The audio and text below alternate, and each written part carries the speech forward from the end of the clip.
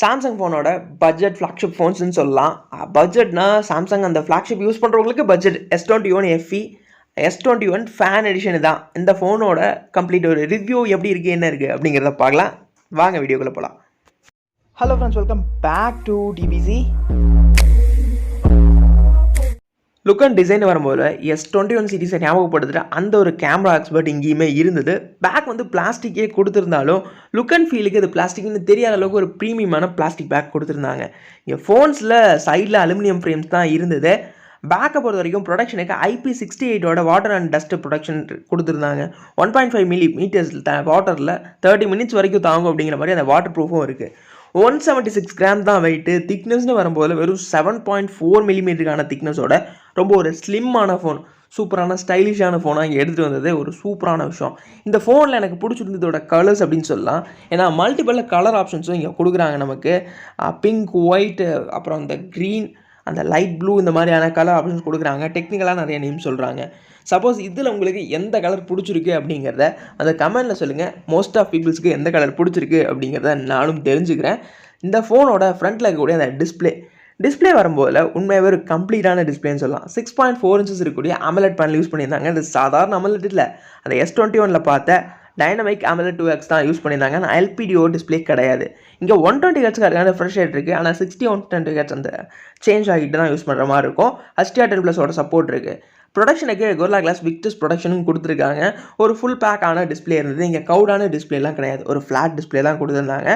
Notch punch ஹோலோட ஒரு சூப்பரான ஒரு ஃபாஸ்ட்டான டிஸ்பிளேன்னு சொல்லலாம். டிஸ்பிளேல குறை சொல்கிறதுக்கு இங்கே எதுவும் எனக்கு தெரியல.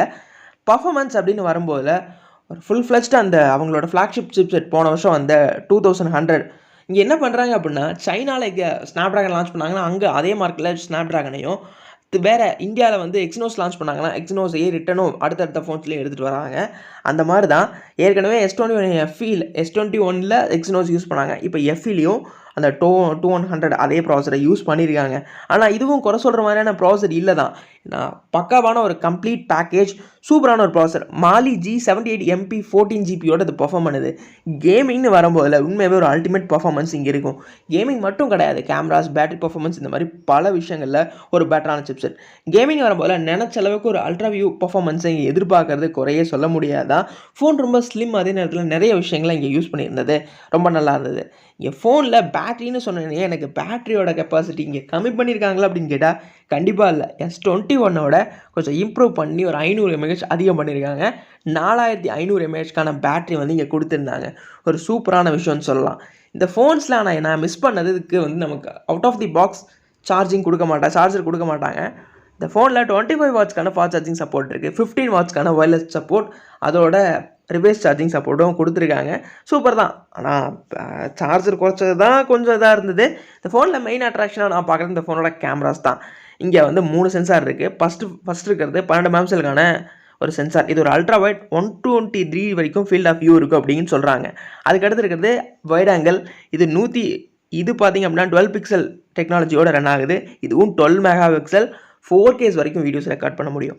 அடுத்து 8MP ஒரு டெலிஃபோட்டோ லென்ஸ் கொடுத்துருக்காங்க. இதுதான் இங்கே கொஞ்சம் கேமராஸில் டவுன் கிரேட். என்ன காரணம்னா S21 64 மெகாபிக்சல் கொடுத்துருந்தாங்க, இங்கே 8 தான் கொடுத்துருக்காங்க. வேறு ஒன்றும் இல்லை, கொஞ்சம் எதாவது கம்மி பண்ணணும்ல. ஃப்ரண்ட்டில் ஒரு 32 மெகாபிக்சலுக்கான செல்ஃபி கேமரா கொடுத்துருக்காங்க. கம்ப்ளீட் நல்லா இருந்தது. கேமராஸில் குறை சொல்கிற மாதிரி இல்லை அப்படின்னு சொல்லணும். ஆனால் 8K வீடியோஸை ஷூட் பண்ண முடியாது, 4K வீடியோஸ் மட்டும்தான் ஷூட் பண்ண முடியும்.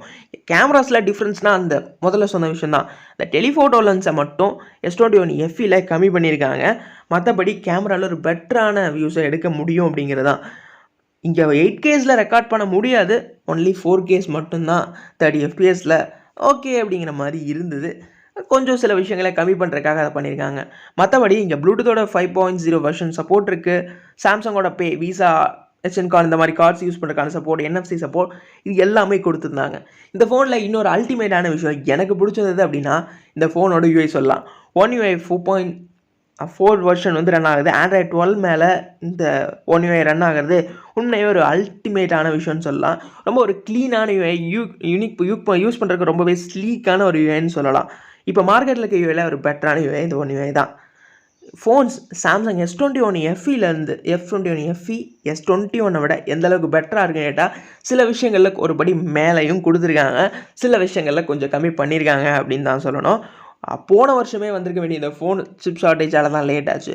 ஆனால் 55,000 ரூபாய்க்கு ப்ரைஸுக்கு ஸ்டார்ட் ஆகுது அப்படிங்கிற மாதிரி தான். இன்றைக்கி ஃப்ளிப்கார்ட்டில் வந்து விசிட் பண்ணி பார்க்கும்போது இந்த ஃபோன்ஸோட ரேட்டு நமக்கு 8,128 ஒரு 55,000 ரூபாய்க்கும் 8,256 ஒரு 60,000 ரூபாய் இந்த மாதிரி வந்து ப்ரைஸ் பண்ணியிருந்தாங்க. ஃப்ளிப்கார்ட்டில் அவைலபிளாக இருந்தது. ஓவரால் செட்டப்பில் ஃபோன் வந்து உண்மையாகவே ஒர்த்தான ஒரு இன்வெஸ்ட்மெண்ட்டாக தான் இருக்கும் அப்படின்னு நான் நினைக்கிறேன். சப்போஸ் இந்த ரிவ்யூ உங்களுக்கு பிடிச்சிருந்தது, இந்த வீடியோ நல்லா இருந்தது அப்படின்னா மறக்காமல் லைக் கொடுத்துட்டு சேனலை சப்ஸ்கிரைப் பண்ணிக்கோங்க. தேங்க்யூ ஃபார் வாட்சிங்.